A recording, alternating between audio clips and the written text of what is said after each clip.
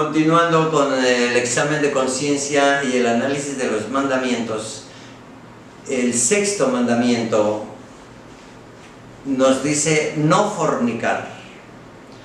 Fornicar es una palabra muy antigua. Fornicar significa muchas cosas, es muy amplia la palabra. Pero nosotros, por tradición diríamos, en el lenguaje corriente del pueblo, se refiere a la conducta sexual y al cuidado de la fuente de la vida. No fornicar, es decir, no contamines, no adulteres la vida, no mezcles la vida con simples pasiones o con irregularidades. La fuente de la vida se respeta, la fuente de la vida se consagra, diría yo, a Dios. Y es lo que Dios nos está pidiendo, consagrar, diríamos, no solamente nuestra fuente de vida, como puede ser nuestros genitales mismos, o la matriz, o lo que implica un órgano meramente físico, no. La sexualidad implica toda nuestra persona. La sexualidad es una expresión constante en medio de los demás. Y la sexualidad debe tratarse con respeto, con dignidad, sin violentarla y al mismo tiempo encauzarla para lo que Dios nos dio, la sexualidad. Queridos hermanos, es una fuente de energía, de gracia y de vida. Y la vida no se tira, no se contradice. La vida no debemos atentar contra la vida, empezando en nuestra misma persona. No fornicar significa directamente, ¿verdad?, desde los malos pensamientos, que tú puedes tener tal vez imágenes o malas ideas momentáneas, pero el chiste es no recrearse en los malos pensamientos, porque ese es el pecado. No admitas lo que de repente te puede sobrevenir en tu inteligencia, ¿verdad?, o en tu memoria. Trata de apartar todo eso para no ofender a Dios con la impureza. Eso mancha, lo hace impuro. Y por otra parte, también los malos pensamientos te pueden llevar a despertar incluso tus malas pasiones. Hoy, queridos hermanos, hablamos de pornografía, hablamos de muchas cosas malas que incitan a la inmoralidad de la sexualidad, y por lo mismo vemos hoy que queremos tomarlo incluso como algo tan natural, tan de chiste, tan de juego, que no es malo, no es pecado, es lo normal. Y hoy al pecado le llamamos lo normal. Eso es lo anormal que tenemos, porque Dios nos hizo normales y nosotros ya hemos caído en lo anormal, llamándole al pecado normal, y no es así. Por lo tanto, no fornicar, que se respete en la vida de los jóvenes, de los adolescentes, la castidad, la virginidad, la disciplina del pensamiento, de los apetitos.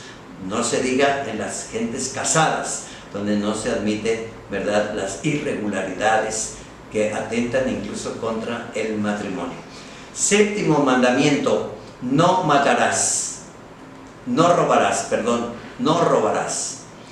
El no robar implica el respetar la propiedad ajena, que eso lo debemos de analizar desde la formación que nos den nuestros padres para respetarnos incluso entre hermanos, entre la propiedad privada, ¿verdad?, para no alterar el carácter, el enojo de nadie, el respeto, ¿verdad?, a la propiedad privada. Eso implica no robar. Ya no se diga si tomas directamente las cosas tramposamente o a ocultas, ¿verdad? El pecado de robo se perdona. Sí, todo pecado se perdona, pero el pecado de robo está condicionado a restituir lo robado, es decir, regresar lo robado. Si tú vienes a confesarte, dices yo robé, pero no regresas lo robado, ese pecado, aunque el sacerdote te dé la absolución, no está todavía perdonado.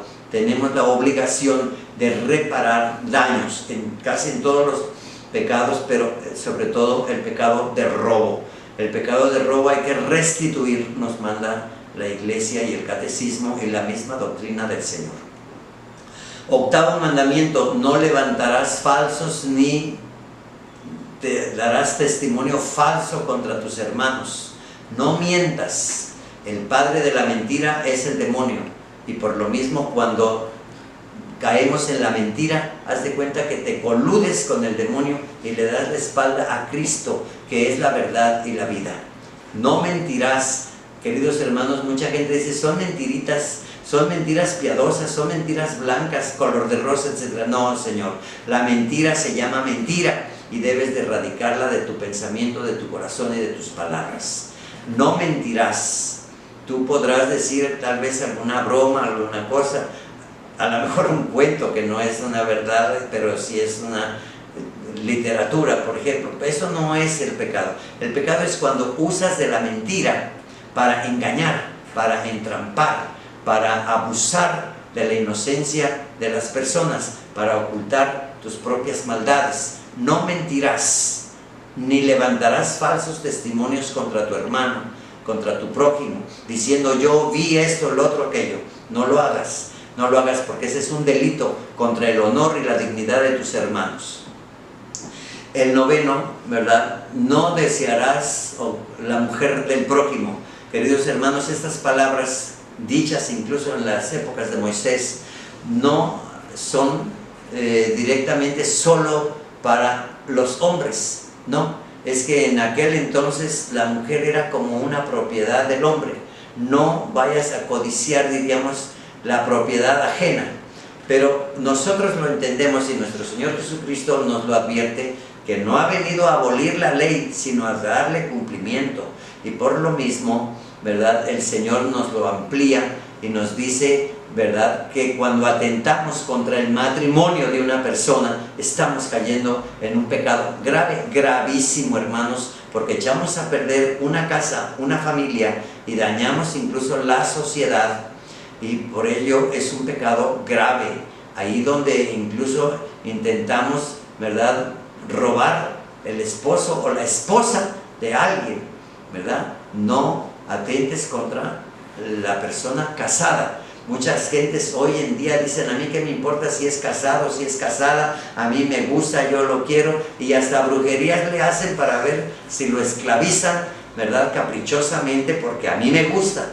Queridos hermanos, claro que eso no solamente es pecado de idolatría en la hechicería, en el satanismo, sino que le damos una puerta abierta al demonio, y mucha gente está atrapada incluso con las fuerzas satánicas y tiene manifestaciones demoníacas por andar en todas esas circunstancias.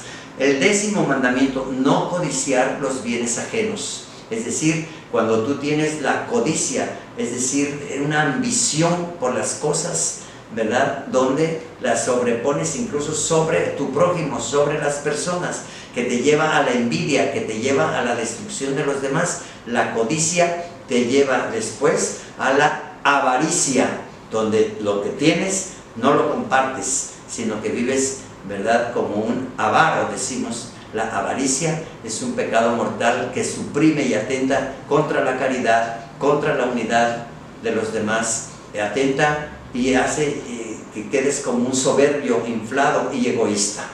Pues, queridos hermanos, en una forma general, esto es como un examen de conciencia. Fijémonos bien en qué hemos fallado, vayamos con toda honestidad delante de Dios, vayamos al sacramento de la reconciliación a través del ministro ordenado para el caso, como es el presbítero o el obispo, sobre todo, pero vayamos a hacer una buena confesión.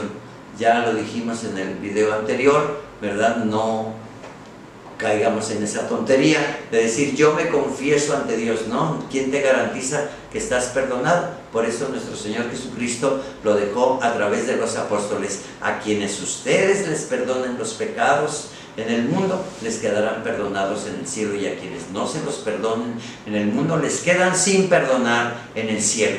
Queridos hermanos, no podemos contradecir el Evangelio.